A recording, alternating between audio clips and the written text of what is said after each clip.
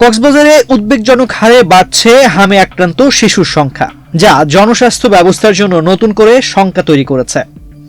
গত ৪৮ ঘন্টায় কক্সবাজার সদর হাসপাতালে ৩১ জন শিশুকে ভর্তি করা হয়েছে এই সংক্রামক রোগে আক্রান্ত হয়ে। একই সময়ে জেলার বেসরকারি হাসপাতালগুলোতেও আরও অন্তত ৫ জন শিশু চিকিৎসাধীন রয়েছে। স্বাস্থ্য বিভাগ সূত্রে জানা গেছে এ পর্যন্ত জেলায় মোট ৮১ জন হামের রোগী শনাক্ত করা হয়েছে। করোনা বা যে কোনো ভাইরাসের এগেইনস্টে ফাইট মানি ব্যাকট্রলের লেফট রাইট। জেলার বিভিন্ন এলাকা থেকে আসা আক্রান্ত শিশুদের স্বজনরা জানাচ্ছেন, শুরুতে সাধারণ জ্বর ভেবে অনেকেই বিষয়টিকে গুরুত্ব দেননি, তবে উপসর্গ বাড়তে থাকায় শেষ পর্যন্ত হাসপাতালে নিতে বাধ্য হয়েছেন তারা। পাতলা পায়খানা, তারপরে বমি, বাড়িতে পল্লী ডাক্তার দেখাচ্ছি, একটু ভালো লাগতেছে, তারপরে উঠছে জ্বর, বেশি জ্বর, ১৬০ পর্যন্ত জ্বর হয়ে গেছে। তারপর জোলাপ দিচ্ছি, কিছুদিন একটু ডরলাম আর প্রথমে জ্বর হাসি আনার পরে সিরিয়ে গালত দিয়ে আবার পায়খানা দিয়ে সিরিয়ে জানার পরে এটা বহুত খারাপই ডাক্তার গিয়া করছি, এটা ওষুধ তারা দিলি কিছু না, গ্যাস দিলাম।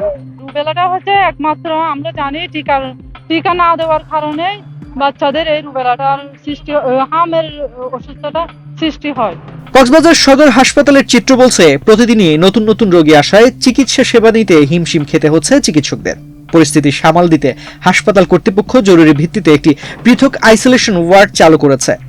সেখানে আক্রান্ত শিশুদের জন্য ডেডিকেটেড চিকিৎসা সেবা দেওয়া হচ্ছে, যাতে সংক্রমণ আরও ছড়িয়ে না পড়ে। হামের প্রাথমিক লক্ষণগুলো অনেক সময় সাধারণ জ্বরের মতো মনে হলেও কিছু নির্দিষ্ট উপসর্গের মাধ্যমে এটি সহজেই চিহ্নিত করা যায়। বিশেষ করে জ্বরের সঙ্গে কাশি, চোখ লাল হয়ে যাওয়া এবং শরীরে ফুসকুড়ি দেখা দিলে সতর্ক হওয়া জরুরি। বাচ্চার জ্বর থাকবে, সর্দি, কাশি, হাঁচি, চোখ লাল হবে, আর গায়ে ফুসকুড়ি বা র্যাশ উঠবে। এবং এই রোগীর আমাদের বাচ্চাগুলোর রোগ প্রতিরোধ ক্ষমতা কমে যায়। রোগ প্রতিরোধ ক্ষমতা কমে গেলে অন্যান্য যে জীবাণুগুলো আছে, ব্যাকটেরিয়া দিয়ে আমাদের ব্রঙ্কিনিউমোনিয়া, তারপর ডায়রিয়া, মুখে ঘা, চোখের সংক্রমণ, বিভিন্ন সেকেন্ডারি ইনফেকশন গুলো হয়।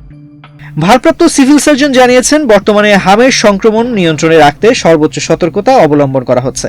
একই সঙ্গে চিকিৎসকদের পক্ষ থেকে জোর দেওয়া হচ্ছে, হামের উপসর্গ দেখা দিলেই যেন দেরি না করে দ্রুত চিকিৎসকের শরণাপন্ন হওয়া হয়। একই সঙ্গে চিকিৎসকদের পক্ষ থেকে জোর দেওয়া হচ্ছে, হামের উপসর্গ দেখা দিলেই যেন দেরি না করে দ্রুত চিকিৎসকের পরামর্শ নেওয়া হয়। এই পর্যন্ত ৮১ জন আমরা হামের রোগী পেয়েছিলাম, কিন্তু গত ১ সপ্তাহে হামের রোগী বাড়ছে।